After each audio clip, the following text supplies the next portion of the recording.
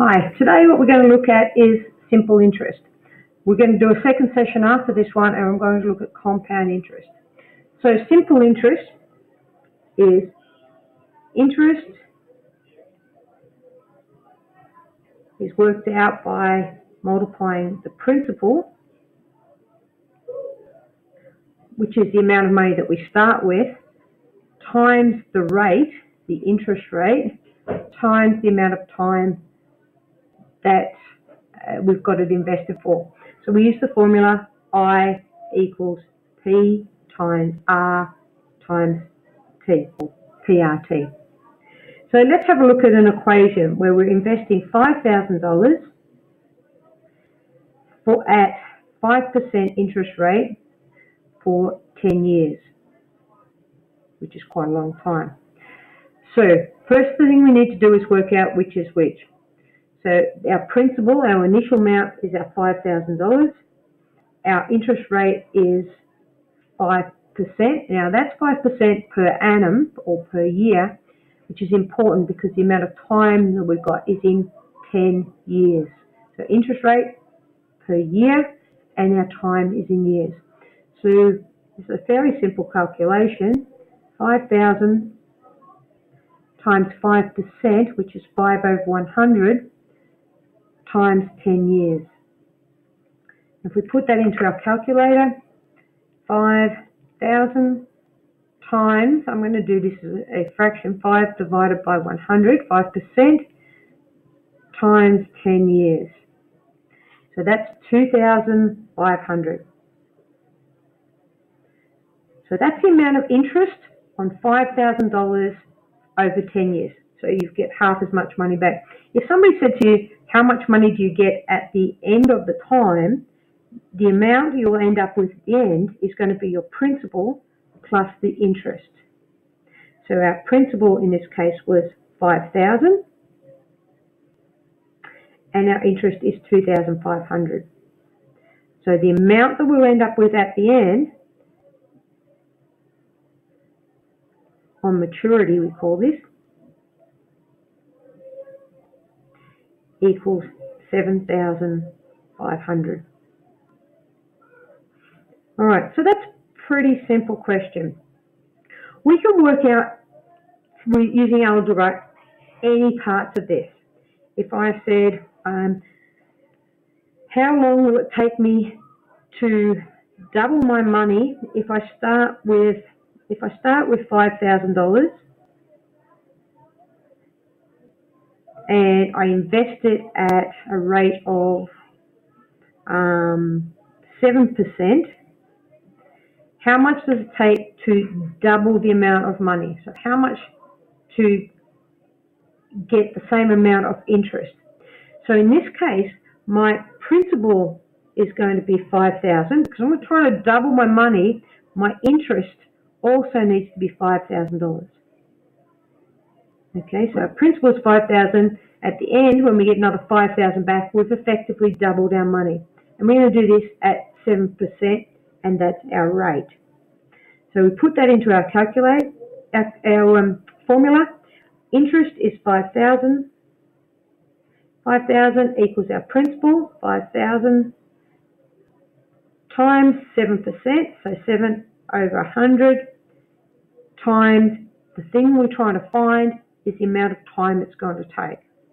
So algebraically, 5,000 times 7 over 100, we solve this part first. Now, clear my calculator. 5,000 times 7 divided by 100, so that's 7%, equals 350, times t. So to solve this algebraically, we divide both sides by 350. So that's our 5,000 interest initially. We divide that by 3,500. Okay, so if I take 5,000, divide it by 350, that gives me 14.2857. So I'm going to round that off to the first decimal place. So 14.3 equals our time. So the amount of time will be equal to 14.3 years. That's not 3 months, that's 0.3 years. You can work out your months later. The other thing that you need to be a little bit careful about when doing simple interest is if our time period changes. So if I'm trying to invest, or our time period is not in years. So if I'm trying to invest $5,000, because I like $5,000 at an interest rate of 7%, and I'm going to do this for 30 months. Now here, it's important that we know, principle is that our rate is 7% and our time is 30 months. So what we need to do is either calculate our rate per month, or we need to change our time from months to years. So we need to know how many months in a year. So there's 12 months in a year. So we divide our 30 by 12, and our time.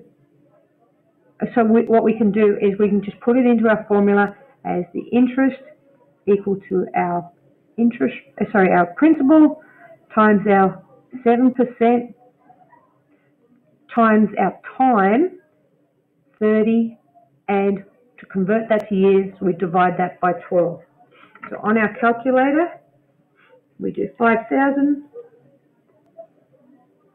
times our percentage, 7%, times our months, which we convert to years. So we should have put that in brackets, 30 divided by 12, close brackets, equals, so that's 875. So if we invest $5,000 at 7% for 30 months, we get $875. The other way we could do it is we could change our rate from per annum to per month, and we'll do that similarly by dividing this by 12. Okay, so we'll just clear the calculator from the previous question. So if we divide our interest rate by 12, that will give us an interest rate per month rather than per year. So we get $5,000, and then we're going to multiply that by 7 over 100. We're going to divide that by 12 months, and we're going to multiply that by the 30 months.